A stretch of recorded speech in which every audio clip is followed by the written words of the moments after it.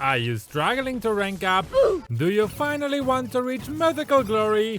Then pay close attention to this guide and avoid these 10 mistakes at all costs so you can reach Mythical Glory in only 150 matches with a win rate of over 70% in SoloQ. By the way, I would really like to know what was your win rate in the last season. Let me know in the comments and don't be ashamed if it's not as high. Since you watch my guides, you'll become much better in the future. We're starting off with the most obvious one, and I want to see if you guess what I'm talking about. So, you're playing a game as usual, and you're dominating the enemy pretty well. Here I play Fredrin, who is a pretty strong pick right now. As a matter of fact, I tanked bloody 60% of all damage in this match, and dealt 38% of all damage myself. Just a little side note. Still, he is lacking a certain aspect that makes him a difficult pick in SoloQ. So while I was dealing and tanking all the damage and kept the enemy busy non-stop, my allies just had one job to do, which they of course completely ignored. Do you know what they should have done? Here, let me point it out for you in the most obvious way. At minute 12, we just killed 3 enemies. So the next obvious thing to do is what? Taking the Lord. Yes. With the Lord, we can push the remaining turrets and keep the pressure high on the enemy so we can end the game. Now, what do you think our Leslie will do next? Yes, she just clears a random minion wave and tries to split push. So we miss our opportunity to take the Lord and just keep the game going and going until we lose it in the end. And all of that wouldn't have been necessary if everyone in ML finally understands that the one goal of the game is to destroy the fucking base! So don't ignore the bloody objectives of the game! Killing enemy heroes is highly recommended, but you only do this so you can take the objectives! You wonder why you lose so many matches? Come here, take a look at my statistics from this season. If your push value is not at the maximum like mine here, I know exactly why you lose so many matches. Because you're ignoring the freaking objectives! You will never rank up if you're ignoring the objective! Because you will never destroy the enemy's base! And don't try to tell me, my hero is very slow at destroying turrets. Well, then you might have the wrong hero in SoloQ. Because so many Mythical Glory players ignore the bloody objectives! Why do people even ignore the objectives? You need to destroy the enemy's base to win the game. It's so simple! So if you wanna rank up quickly in SoloQ, just do one thing. Push all turrets away and destroy the enemy's base! So you will win more bloody games! And you will become a happy hippie fella! Sorry about that. I hope you're all awake now for the next 9 mistakes. No more shouting, I promise. Number 2. Ignoring the hero's strengths and weaknesses. Now, every hero is designed to have a certain balance. Some are strong in the early game, while others shine when the late game starts. So every hero has different strengths and weaknesses when it comes to their skill set. But some heroes without a doubt are stronger than others. Those are the ones we call meta heroes. It means they can perform very well in most scenarios, even when they get countered by the enemies in the draft phase. So you might be thinking, how do I learn all the strengths and weaknesses of all those heroes? Firstly, the power of a hero can be easily learned by reading their skill descriptions and testing the hero out in the practice mode to learn the combos and best items. This includes their damage outputs, cooldown and early to late game performance. For example, 𝐾𝐲 has a small magic scaling after the revamp, so building him as a one-shot kidnapper is not longer a recommended option, because a Zilong with no magic defensive items can survive his combo. That means building a lot of damage item is not a good option anymore, and you have to find out what works better. The so-called pro builds always give you a good idea about what items are being used right now, but don't just copy them and use them no matter what. More to that in a minute. Secondly, you can learn how every hero gets countered by watching our How to Counter Every Hero video, or if you need to learn how to counter a specific hero, check out the Make All Heroes Cry series. Sorry for the shameless self-advertising. You can also learn how to counter a hero by experiencing it yourself in the game. Play different kinds of heroes and fight different types of enemies. We all know that Marsha is very strong in early game fights, so most heroes won't survive a fist fight against her. That's not the case for skill-based heroes with high base damage and low cooldowns though. If we have to name a hero that can easily destroy Marsha on the lane, Khaled is one of them. Marsha will have a trouble escaping his tornado desert, What? or desert tornado. And just like the bear, our Aladdin boy can also heal himself to stay forever on the lane. This example only comes from experiencing it through a game myself though. And there are only a few people who know that a forgotten hero like 𝐾𝐲𝐬𝐽 can actually counter this bear in a 1v1 situation. That's why experience and knowledge is so important in a game like Mobile Legends. The one with the higher knowledge will always be the one with the faster fingers, because they know how to control the pace of the fast finger guy. Watching ML guides speed up this process massively though. So you should really subscribe if you want to take the shortcut.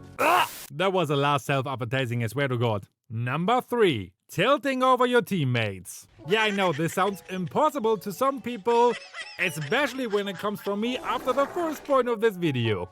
Sometimes during a game that you are losing out badly, you just can't help yourself and you have to give this dumb ally that performs terribly in your team a piece of your mind. But that's the worst thing you can do. Not only is it destructive to your and their mental health, but it will also affect your performance as a whole, as you will be busy typing mean things about how bad they play, or write stories about how their neighbor's dog became their father. Hey, what? What you should do actually is farming and closing the gap between the teams though. In this case, this guy was trolling in the draft already and just fed the enemies, which can be pretty frustrating, but still, you should never give up a whole match before you try to win it. Remember that comebacks are real in Mobile Legends. A single mistake could easily cost the enemy the win in the late game. So hold your ground and defend your base with all you've got. Instead of cursing Moontorn and crying over your terrible matchmaking luck, aim for that single comeback moment, set your eyes on that sweet victory announcement, and, well, it doesn't always work, but you get my point. Number 4. Dying without purpose. You probably heard this sentence over and over from the previous videos. In fact, this was the biggest talking point in my first video that ever blew up on my channel. Hi to those who were already here back then. Still, I need to say it over and over again because it's so important and get underestimated by so many players. Do not die, no matter what. Dying means free gold for the enemies, and it brings your farming progress to a halt, making you fall behind in farm, which makes the rest of the game much harder. Of course, you can try to level out the ground by killing the enemies, but the chance that you just die over and over again is much higher now. What will let your enemies snowball and widen the gap between the two teams, until it's so wide like your mom's. When the difference is too steep to handle, your team will slowly lose the opportunity for a comeback, and eventually, you will lose that one-sided game. So, repeat after me. Repeat after me. I'm not dying, no matter what. Well, unless you play a role where dying is part of the game, or if you can take an advantage out of your death. Yes, this works. What I mean is, the only time where you're allowed to die is when it involves a greater cause. For example, you can sacrifice yourself in a team fight to take down objectives. You might be dying, but if you count the overall result, you notice that our team lost 4 members, yes, but the enemies lost 2 members and 3 inner turrets. This is still considered a win for our team, even though the gold difference got reduced from 5,000 to 3,000. Now we can just take the Lord next and push the inhabitor turrets. Yes, my subscribers will know that I'm talking about trading here. Trading is a very complex subject though, which is why we made a whole video to this topic. Didn't I say something about I'm not self-advertising anymore? Which you can check out afterwards. Next, we get back into the beginning. Number 5. Not adjusting in the draft phase. Theoretically, you all should ban the OP heroes and pick a strong hero for yourself or heroes that counter your enemy. But in a solo queue match, you'll often find yourself in a situation where your main role was taken by one of your teammates, or where your signature hero got banned by the enemies. This will force you to adjust and get out of your comfort zone. Me as a 1-1 main since 2020 knows exactly what I'm talking about. There's a case study that learning different roles and hero types will improve your win rate drastically. My source is that I made it the fuck up. If you get too comfortable with a single hero or role, things will get bad once you are forced to play in a different lane. The draft fate is a very complex thing that deserves another video. Again, we already made a draft guide before. God. And honestly, you could fill a whole book with that topic. For now it's enough to understand that even roles have different types of heroes. For example, you have to go to the XP lane because your team already has a burst assassin and mage, a support and a squishy marksman. Now, do you pick a burst fighter like 𝐻𝐻𝐻, a DPS fighter like 𝐉𝐸, or a sustain fighter like Ruby? The answer is Ruby, of course. Your team has no frontliner right now, so you need to make sure to balance out your team. You could also go for a meat shield hero like Uranus, Fredrin or Bellaric, so you can soak up 60% of the damage. Now ask yourself this question: which lineup has a more balanced damage type? Wait a second while you look at this, and this song is very bad, yay. Yes, team number 1 has a disadvantage because they have 4 magic damage dealers, and most of them deal DPS magic damage. What means a single radiant armor can easily counter 4 of our heroes. Meanwhile, team number 2 has 3 physical and 2 magic damage dealers. It has more balanced damage types and harder to counter by item build. That English made no sense, but blah. This is why adjusting your pick and balancing the team will result in better draft. And better draft will result in a higher performance during a match, so a higher chance to win. Number 6. Inflexible item builds. So now we're in the game I just showed you, and our team was very lucky because the enemies didn't build any magic defensive items. Things might be very bad for us if there are at least 2 or 3 of them who run around with radiant armor. This probably happened because of one thing. Mobile Legends gives us a preparation phase to set up 3 different builds. This will help new players to quickly buy the pre-registered equipment inside of the match, without opening up the shop and scrolling through the item list. They just need to quickly tap the ingredients on the top right corner of the screen, but these shortcuts can be a trap if you're aiming for Mythical Glory. Firstly, you'll be trained to religiously follow the preset someone else made for you. Even though it will help most beginners to keep up with a fast-paced battle, this will dull the critical thinking when facing different types of enemies. And you will face different types of heroes in every match. So the build also needs to be changed and adjusted accordingly to the enemy's lineup. In this case, I prioritize Oracle instead of Antiquaras, because Zzz and 𝐴𝐻 are dealing painful damage to me. There's no such thing as a perfect build in Mobile Legends, but you can learn the 2 different kinds of items that your hero needs: the core items and the adjustables. Core items are the items that have the best synergy with your hero. For example, Harley's core items are Genius Wand and Glowing Wand. Without these 2, his ultimate deals minimal damage against enemy heroes. The rest of his slots are adjustables depending on the enemy's lineup. If the enemies are building a lot of magic defense items, then you should build Divine Glaive for extra penetration. If the enemies are behind in farm, build Holy Crystal to bully them even harder. Secondly, if you're using a pre-made build, you can focus to build the middle tier items. These smaller trinkets provide a huge status gain, which you can abuse for an early advantage. For example, before buying Blade of the Heptaseas that costs a lot of gold, Saber can abuse the much cheaper item Fury Hammer. Its passive grants you extra physical penetration, and it works perfectly with his passive. If you need a detailed guide about these items, you should check out the item guide series. Self-advertising. Woohoo! Number 7.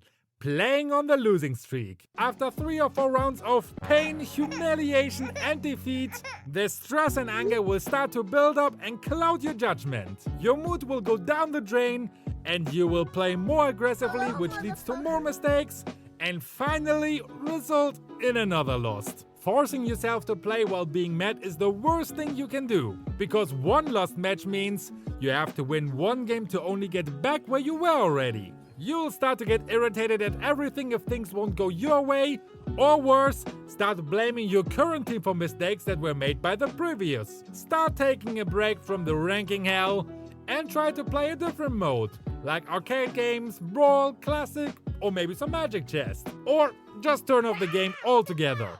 Let yourself rest physically and mentally, and let the bad vibes leave your mind. After you have enough rest, you can go back to Mobile Legends, study the replay matches, and learn from your mistakes. Also remember, Mobile Legends is just a game, and nothing your life depends on. Number 8. Forgetting to reset yourself. This is the opposite from the last pointer. Let's say you won a match, scored a savage and got the MVP medal. Or maybe you destroyed the enemies 38-13. You place yourself high above the pedestal and forget things will be resetted back to 0 in the next match. Even though high adrenaline and happiness can help you to make a bold decision in the game, overconfidence will distract you and you will miss the smaller details, which will let you make mistakes that can be exploited by the enemies. This blunder is often made if you play the main core. You'll start to think that you're so much better than everyone else because these roles are the one with the highest chance to dominate in the late game. But remember, you are the weakest member of the team in the early game again, so the 1v5s from the last match won't work anymore. Number 9. Ignoring the basics. After playing non-stop, you can easily forget about the basics. It's caused by fatigue that slowly dull your brain from a long gaming session. I've already seen enough Mythic players that make the most beginner mistakes possible. They even have win rates of 60% and above, but they suffer from fatigue or on the losing streak right now. So always remember your role and your main objectives. Here are the most common mistakes I found on the road to Mythical Glory. Spamming skills on tanks before a team fight, squishy marksmen that stand on the front line, roamers who are staying too long on one lane, junglers that ignore objectives and farm 24/7, side laners that keep fighting despite being underfarmed, so they are feeding non-stop, mid laners that leave the minion waves and overstay on the side lane, and the list goes on and on. But to have a cutoff point here, the most important mistake so many players do is ignoring the minimap. It's one of the most important tools in Mobile Legends. Without the map, you'll have a hard time to predict the location of your enemies. Not only can it be used to predict the enemy's movements, the minimap also have a lot of spawn timers for the important things like buffs, the turtle and the lord. So if you're ignoring the minimap while playing and get mad after getting ganked by the enemies, I personally think you're not worthy of the glorious Mythic title until you fix this behavior. Oof, that was a little bit harsh. Anyway, lastly we have number 10. Not using a hero that can carry you in SoloQ. Luckily for you, I just made a video where I showcase 10 heroes who are easy to play, but are still very strong in the current meta. See you over there!